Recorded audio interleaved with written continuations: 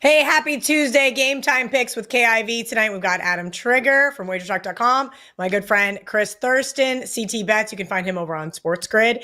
And, kind of hanging out with Adam and I every once in a while over here on Game Time Picks. CT, welcome in.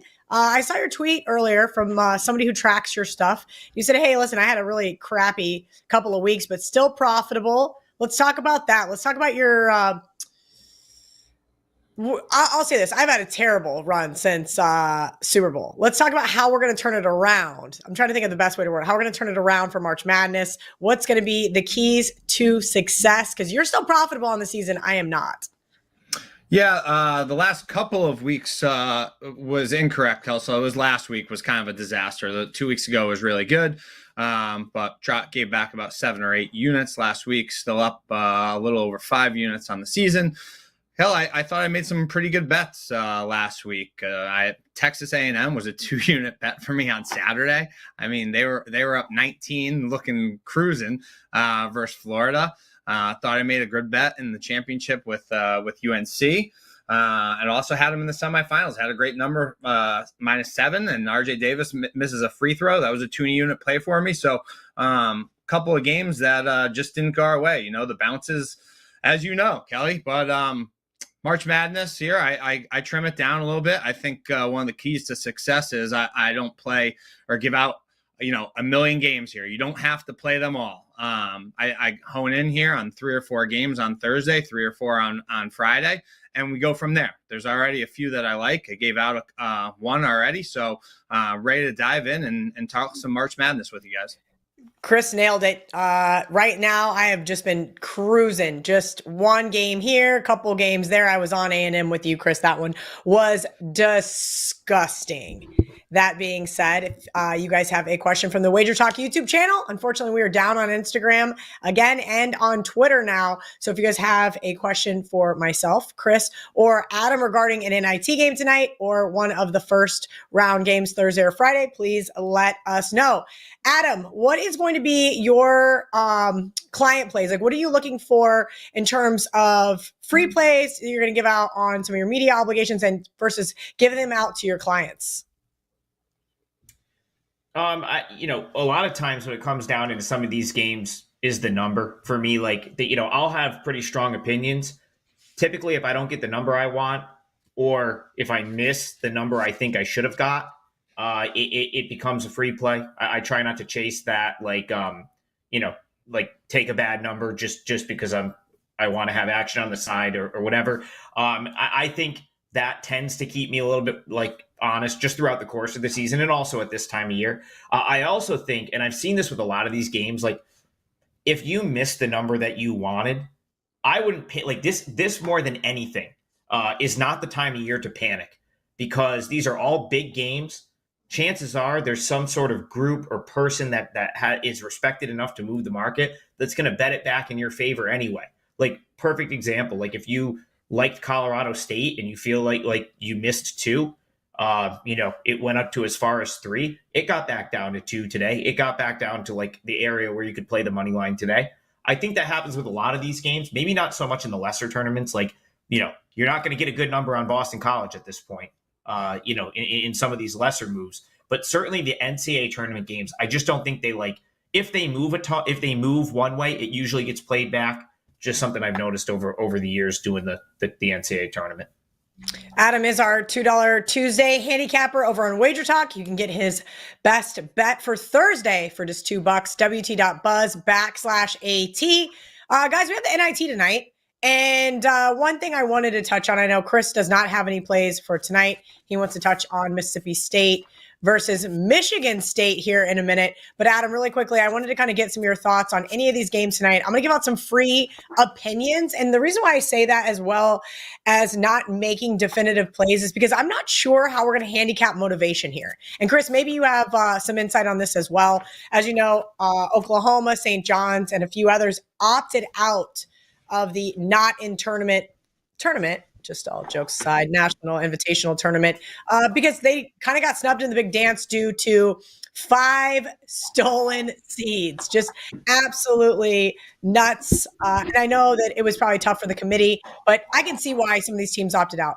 There's some other teams in here, North Texas, namely being one, that got in because, well, that's where they were probably always supposed to be, right? This is a team that won the NIT last year. UC Irvine in the NIT tonight also looks like an interesting play. My Kansas State Wildcats were as high as 6.5, the opener.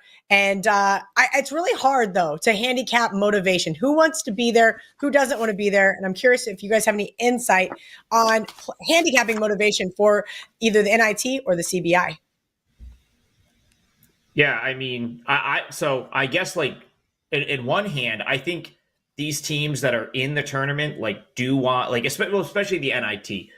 I think this year more so than any other year, like the teams that are there probably want to be there for 2 reasons, Kel. One, it's become the norm. Like if you were collectively, if everyone in the locker room was like, yeah, we really don't feel like going to play this tournament, you just wouldn't go. That's what a lot of these teams did. Pitt, Oklahoma, Syracuse, like a lot of them just didn't go. So I have a feeling that most teams are there because they went back, had a conversation internally, and decided that they wanted to be there. The second reason, they're not giving out the auto bid to the NIT anymore in some of these smaller conferences. So it's eliminating the teams that, maybe like we're supposed to, like we're like a landslide favorite to win their conference tournament, always had the expectation of going to the NCAA tournament and didn't, and then are a little bit like sour about being in the NIT. There's just not as many of those.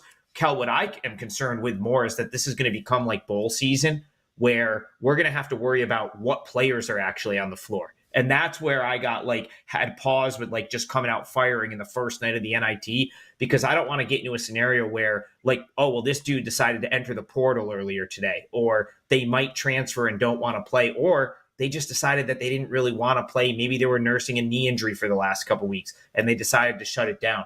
I think it'll be easier to gauge as we get further into these tournaments. But man, night one, I'm treading lightly in some of these lesser tournaments for that reason.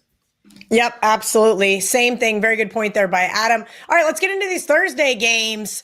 CT, speaking of teams that I didn't think deserved to be in the tournament, Michigan State had their head coach not been named Tom Izzo. I didn't think deserved to get in. Mississippi State on the flip side. My goodness, did I have bad reads on this team all year long, except for the last 2 games. Shout out to them for making me not hate them as much. But at one point in time, I was 0-4 either on or against this team. Talk to me about this coin flip of a matchup first thing Thursday morning. Yeah, I'm with you. I wasn't thrilled to see Sparty in. Pretty disgusting season in the terms of Coach Izzo, right? 19-14. Bulldogs, 2 wins in the SEC tournament. One of those being over the Vols really helped them get into the field. I think they deserve to be in regardless. They're top 20 team when it comes to adjusted defensive efficiency. And man, they could defend the 3 really well as well. I think the aggressiveness on defense gives them a shot versus almost anyone. And I really think, Kel, that the whole Tom Izzo and March thing is just way overhyped. I think every casual fan and better are going to be on the Spartans to win this one, especially when they see that they're the quote unquote lower seed at 9. And well, fun stat for you, since 2007, Izzo's teams are just 11-10 against the spread as the lower seed. So Sparty, really bad away from home this year. They didn't beat a single NCAA tournament team that outside of the state of Michigan. So I think that's worth noting. And I think the SEC was far superior than the Big Ten this year. Both teams do a really good job at limiting shots, but I think the Bulldogs are really good on the glass, and I think that's going to come into play on Thursday here. So I just don't think Izzo's team has that magic this year. I made Miss State a slight favorite, so we'll grab the 1.5 with the Bulldogs to kick off the tourney on Thursday. Yeah, I think that's the only way I can look here too. Here's my problem. I know that the Bulldogs can defend the 3. We saw them be able to do it versus Tennessee. We've seen them do it from time to time. That is my one caveat in this game. If they don't commit an atrocious amount of turnovers, CT, I'm with you. But again, I have had such a bad read on this team. I'm going to stay away. As you mentioned, so many games to play, and I've tailed so many other people already. I have entirely too many bets for Thursday and Friday. Adam Trigger, you have a bet for tonight. I saw on the Wagertalk back end earlier. I know it's a client play. Would you like to give it out to our YouTube audience or move along to a different opinion? I'll give it out, but I'll give it out quick only because it's only going to benefit the YouTube audience right now. It starts in 20 minutes. I played Wagner +3. The NEC is a conference I follow very closely, even more so this year. I followed the NEC closer than I ever have because we now have Lemoyne here as a local team that's in the conference, and it's their first year in Division One. I didn't think Wagner should be an underdog. This is a neutral court game in Dayton, of course, part of the first four. And there's just matchup advantages there for Wagner. I like the way that they, defend and slow it down. I think they're going to make it challenging for Howard to kind of force Howard into some outside shots, which hasn't been horrible for them. They are a good 3-point shooting team, but the MEAC, even though a lot of people think these conferences are equal, I wasn't like the MEAC. I think is a little bit worse this year, and of course Howard, kind of a little bit disappointing in my opinion during the regular season. Norfolk State, far and away the best team in that conference. Wagner, they just had injury issues, but they kind of, they were down to 7 scholarship players at one point, Kel. But they really sort of were able to band together, and they haven't played since last Tuesday. That's kind of huge for this Wagner team. I'd be worried about Wagner in the turnaround if they win this game, getting run out by 100 by a 1 seed. But in this game, having a week to prepare, the style and the way they like to play, Melvin Council is a spark plug. He's going to get up and down the floor, lightning quick. And then Wagner's just going to sit in their defense, run shot clock, and force Howard to shoot some threes. I just didn't think Wagner should be a dog. You're going to give me 3 points in a neutral. I make them -1, so I had to play it. So Wagner, my first play of the NCAA tournament, only played tonight. The Seahawks from Staten Island, Cal. The Wagner Seahawks. I guess we're on the Wagner Seahawks. If you would have gave me $500, I would not have known that was their mascot. CT, I lots of questions in the chat regarding the NIT, but one game, I have done 6 shows tonight, and not one single show did we discuss this game. But because I have you on here, we're going to discuss it. Your Baylor Bears versus Colgate. I'm curious to hear your thoughts on this Baylor team that I won't call it an early exit, but I'm going to call it an ugly exit. How does that sound? I liked Baylor with both of you on this show, 8-1 to possibly win the Big 12 tournament. What are your thoughts on them going home, getting almost a week's worth of rest here? Not quite, Friday to Friday, close enough. And then now facing a 14 seed in Colgate that I don't know anything about. Let's just be full disclosure. But looking at Ken Palm, I can tell you one thing I don't like about them. They don't make their free throws. Well, Cal, being friends with Trig have the benefits to learning about some of these teams. And I've learned in the last couple of weeks that although Colgate won their conference, I don't think Colgate has a chance versus Baylor. I know this is the NCAA tournament, and you should never say there's not a chance that an underdog can't win outright. But I think it's a really, really bad matchup for Colgate.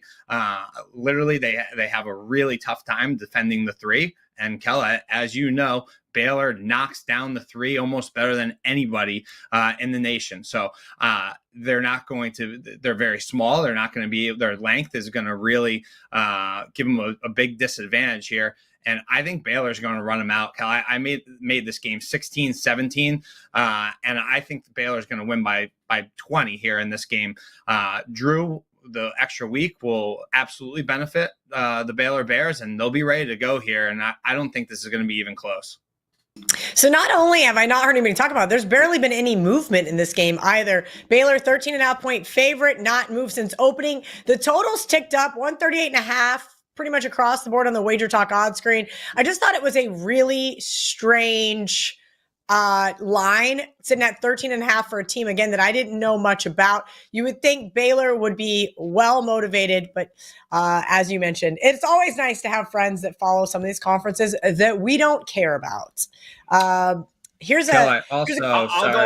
go on record, Kel. I'll go on record saying Colgate has a 0 chance to win this game. This is as bad of a matchup for any team in this Whoa. tournament.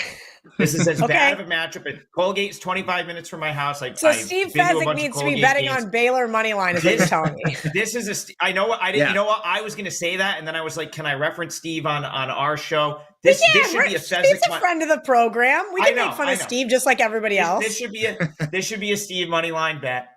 Baylor, like it's just a absolutely. I played this. This is one of my client plays as well. I'll give it out here because I gave it out at Wagertalk today. I think Baylor's going to win by at least 20. So just put it in perspective. Colgate was a 15 seed last year. They played Texas and they lost by 20. Last year's Colgate team was so much better than this year's. They had Tucker Richardson, who is one of the best defensive players in the history of the school, and Oliver Lynch Daniels at the guard positions, which were like the sort of anchors of their whole defense.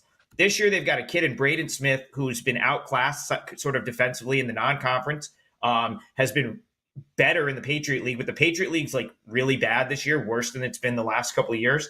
And, the bigs are so slow. Like they basically just don't guard the 3-point arc and they clog up the lane because these teams in the Patriot League can't do anything about it.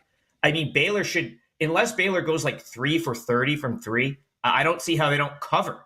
And even if they do that, they still probably find a way to win. Like that's how lopsided I think this matchup is right here. All right. CT, did you have one last thing you wanted to mention on this game? Yeah, so I gave out and I tweeted out and I thought this price was ridiculous and it's ticked up a little bit. I'd still play it. But I played Baylor to make the Sweet 16 at minus 115 on FanDuel. Both Trig and I talked about it. We both said that was absurd. I mean, we have it both closer to like minus 180, minus 185. Cal, when you think about it, Trig and I both love them versus Colgate. Now they advance. Now they play the winner of New Mexico or Clemson. I think they're going to be at least a 4 or 5 point favorite versus either one of those teams, meaning what? The money line on that game will probably be closer to minus 160, minus 170, maybe even higher. So you got to beat Colgate and you got Baylor minus 115 in the second round to cash your ticket. I think that's an absolutely great bet. I would have to agree. I have Baylor. I only did one bracket and I put Baylor in one of my Final Fours because, of course, I can't have a single 1 seed there. That would just go against everything that I feel. I think they have the easiest bracket. I really do.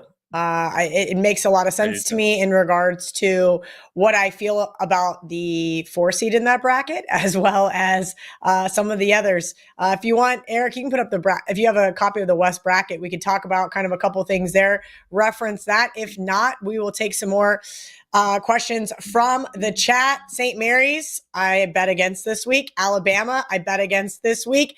Clemson, I bet against this week. Nevada, I bet against Dayton with Nevada. Look, I think Arizona should roll, but you're absolutely right there, CT. Looking at that, St. Mary's goes down to Grand Canyon. Alabama keeps it close. This could be a really interesting Elite Eight kind of coming out of this side. I do think that Baylor absolutely looks like they have an opportunity here to make the Elite Eight, if not the Final Four. Let's take a couple more questions from the chat before we let you guys go. They want to know about Providence. All 3 of us watched Providence in person at the Baja Mar tournament back in November. Unfortunately, this team is not as good as we probably thought they were back on that day when Kansas State handed them their first loss in overtime.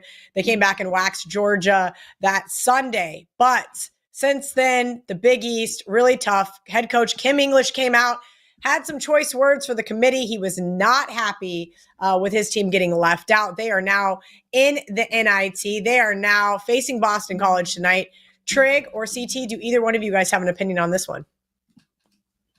Well, I mean, yeah, it's almost like it's really kind of hard to even handicap. Like, so Carter for Providence is out. Right? So Devin Carter's out. And I had a friend that's very tuned into Providence basketball tell me that he bet Boston College money line as soon as the line came out, and he would still bet it now.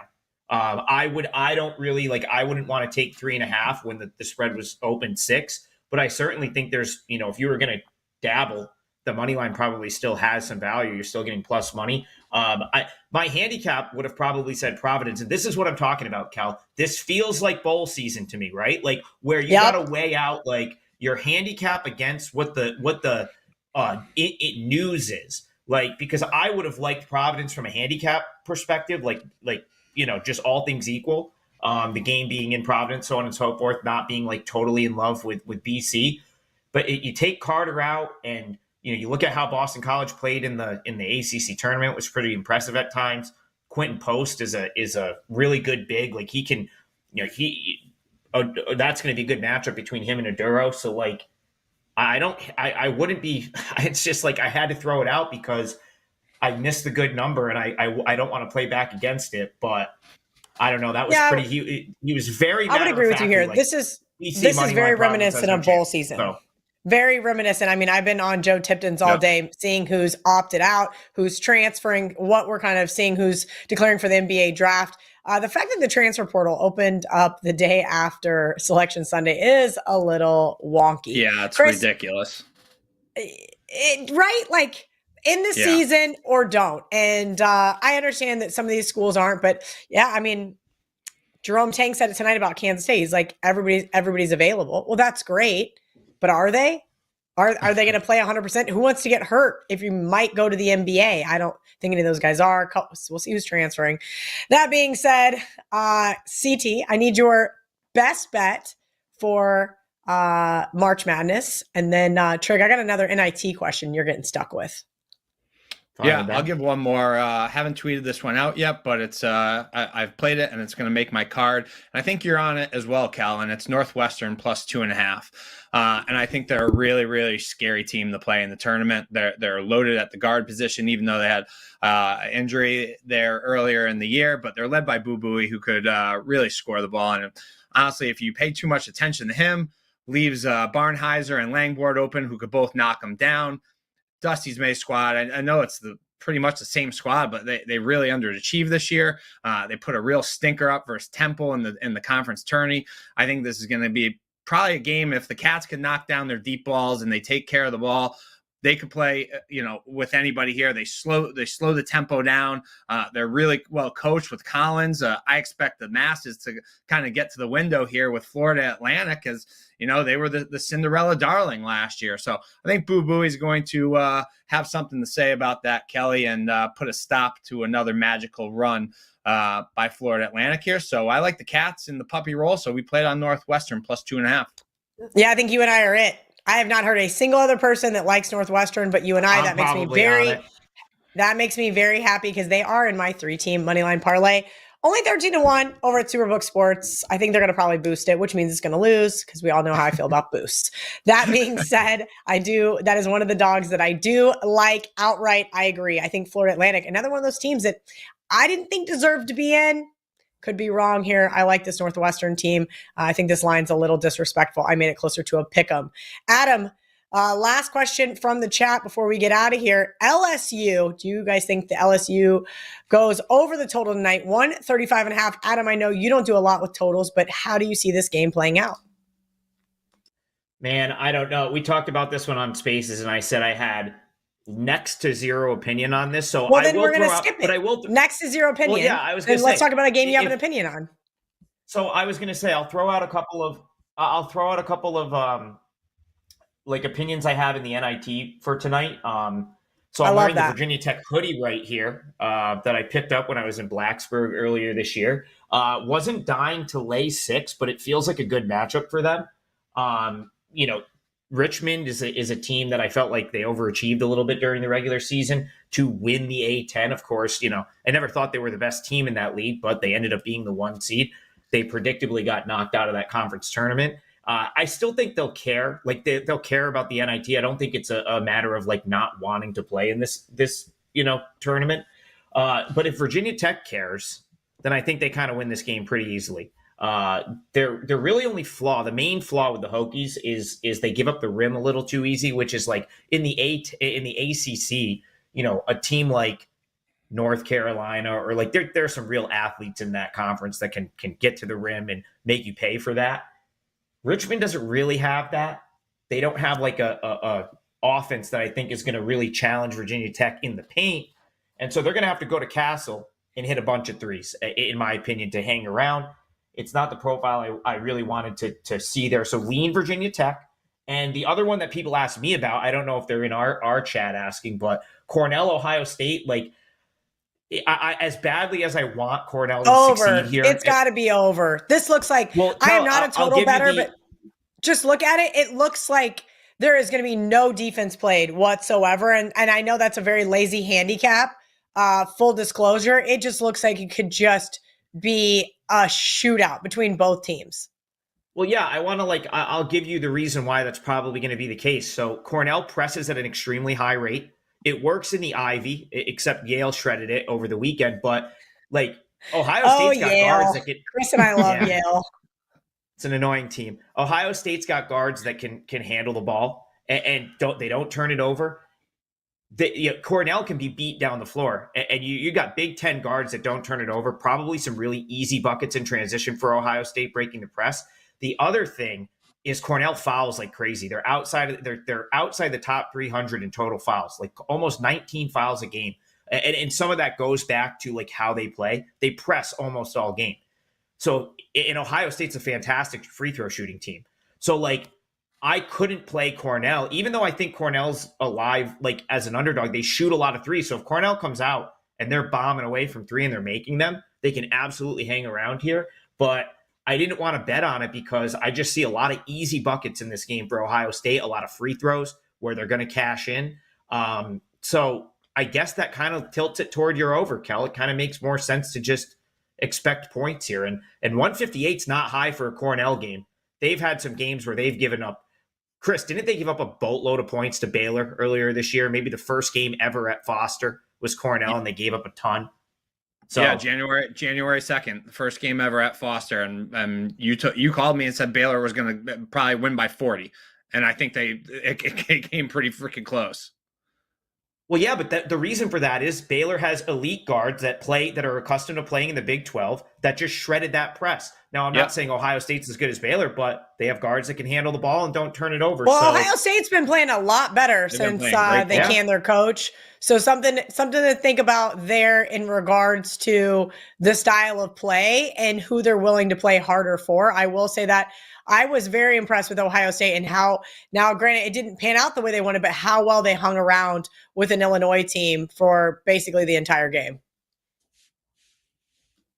Yeah, they were super impressive in the Big 10 tournament and down the stretch. I mean, team was left for pretty much dead, and they really competed the last couple of weeks. So this could be a tournament that they care about too. I think actually, even though it wouldn't matter to Ohio State fans per se, I think this team might actually want to go out and win the NIT. I don't know. I don't know what the odds are there, but I could see them being in that Final Four. Right, because I don't think they're disappointed for being in the NIT, right? In my opinion, because they were left for dead, and then they went on a pretty good run. Maybe they got strung along a little bit about the first, 4 out part of the projections, but overall, I would have to say that I think this is a team that motivation wise could go out and win the NIT. All right, Kel, I got one more thing to say that I think you're going to find this interesting because I heard you say that you like Charlestown versus Bama. I do as well. I bet them plus 10.5. And talking about Sweet 16 bets, Kelly, I'm looking right now.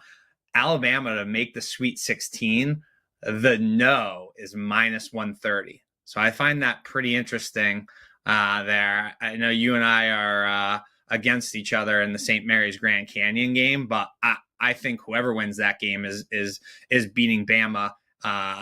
Unless Charlestown beats them, which I think Charlestown is actually very capable of winning that game as well. So I found that interesting. I think Bama's not going to be on to the second weekend. That's what I'm trying to say. Yeah, I would agree with you if it's not there. Grand Canyon's got seniors and size, which can play against Bama, and St. Mary's plays probably the worst type of game for Bama. The way St. Mary's plays is going to be so frustrating for that Alabama team. Which is not disciplined. They're just not a disciplined group. So, I mean, and they don't play enough defense. They foul too much. I mean, this is just a team. I can't believe they gave Nate Oates already a contract extension with an early exit from the SEC tournament. And can't you just wait a couple more weeks? Did you need to sign it right before? I felt like it was just a very weird time. I'll leave it at that. Last question from the chat. And the only reason why I was trying to close it out was because it was 6:30, and then I remembered we started 10 minutes late due to some technical issues. So any opinion on Zags McNeese on Thursday? I'm going to say this really quickly. It seems like every underdog in the first round is trendy. At least the 5-12 seems to be. Trig, CT, either one of you guys think the Zags are going to absolutely roll? My notes on Gonzaga: doesn't turn the ball over. And that's something that I like. I have a thing on each team that I like or dislike. I like that they don't turn the ball over. But I will say this: Gonzaga was sitting on the bubble for a better part of the season. And of course, Trig will have to talk about McNeese State. I initially liked Gonzaga. Trig, I'll let you talk because I don't know a lot about McNeese, but I initially liked Gonzaga, and then I wasn't sure if I really wanted to get involved. I really liked the way that Zaga was playing to kind of close out the last couple of months. Made me some money, and then I luckily stayed off of them in the championship game versus Mary's. But no, I really don't have too much of an opinion here. The number's probably right. I'm looking at probably 6 across the board.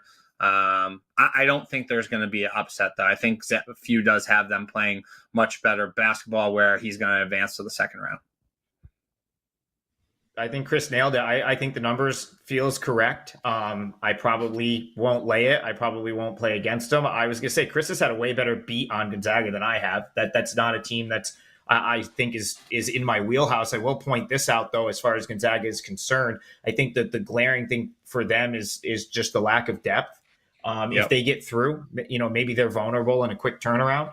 But I kind of feel like they get through. I'm with Chris. I don't know if I'd want to lay a touchdown, but just feel like I don't know that McNeese pulls the upset. Same thing with Samford. Like, although Samford's getting more appealing, the longer that line climbs, like, there might I don't be think a so. chance to buy. I don't really think so, Trig. I'm going to disagree with you here. Hunter Dickinson's playing. Kevin McCullough's playing. I understand this KU team is playing. McCullough's definitely a go. Okay. Yes. Yeah. So my point is this. I'll handle him. I really think Samford was that early trendy dog. I know a lot of people gobbled up the 9.5 because KU is having a down year, at least on the road from that perspective. I will say this, though, like at a point in time, I think both those guys were already built into the number at 9.5. So I think it's going to get bet back up. Now, that once those 100% announcements get made, I do think this one's only going back in the direction of Kansas. Well, it's already started to. It's 8, up to 8.5 now, probably on its way to 9. Yep. I think the underdogs, I'll just throw this out there to just touch on a couple other games. I think I'd be more inclined to take a shot with Grand Canyon just because of the how veteran that team is, and maybe some of their size can give St. Mary's trouble. Yeah, and they're on my parlay. I like Grand Canyon as well. They're the 6th best free three. Oh, come on. Come on with Duquesne. I know you love Duquesne in the A10 tournament, but come on. No, I didn't. I actually was on record. I was on record saying I hated that team, and they shoved it in my face. Duquesne, and won the tournament. I don't remember why. Somebody gave me Duquesne. I could have swore it was you because who else bets teams named Duquesne but you?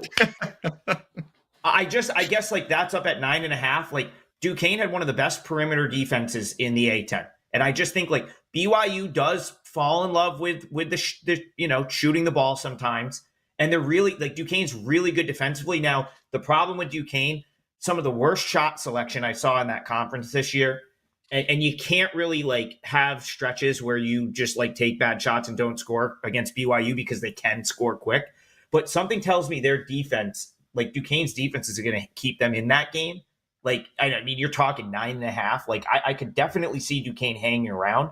Do they pull the outright upset? I think Grand Canyon is probably the more likely outright upset if you want to talk like, teams to win outright. But I don't know. Just some thoughts.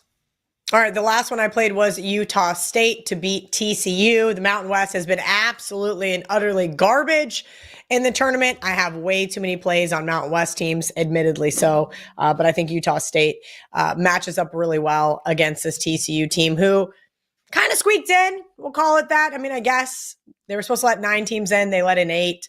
Oklahoma got snubbed. But I do feel like this Horned Frog team and Jamie Dixon did not live up to some of the hype that everybody expected from them. I think Utah State is going to be ready for this game. Also, another metric that we don't talk about very often, Trig, that I love that Ken Palm does, is the luck metric. And Utah State has been one of the luckiest teams this year. I think that carries over. They win the game outright against TCU here on Friday, right? That's a Friday game? Is that a Thursday game? All of my days are now meshing. Friday. Okay, that's what I thought. I was going to say now all of my games are now meshing together. On that note, we're going to get the heck out of here because we've been here for longer than 30 minutes. At CT Bets 16, I hope you found True TV during your downtime today. Good. I don't want anybody getting frustrated when we can't find channels tonight. And Adam, I hope you hit your 2% or your $2 Tuesday play over on wagertalk.com, up right now for Thursday. WT.buzz/AT goes back to regular price tomorrow. So if you want it, just $2 right now over on wagertalk.com. You can follow Adam at TopFlightSI. And we'll see you guys tomorrow. Tomorrow I have Brian Power and Mark Zeno joining me to break down some more March Madness. Hopefully the Instagram and Twitter pages are both back up.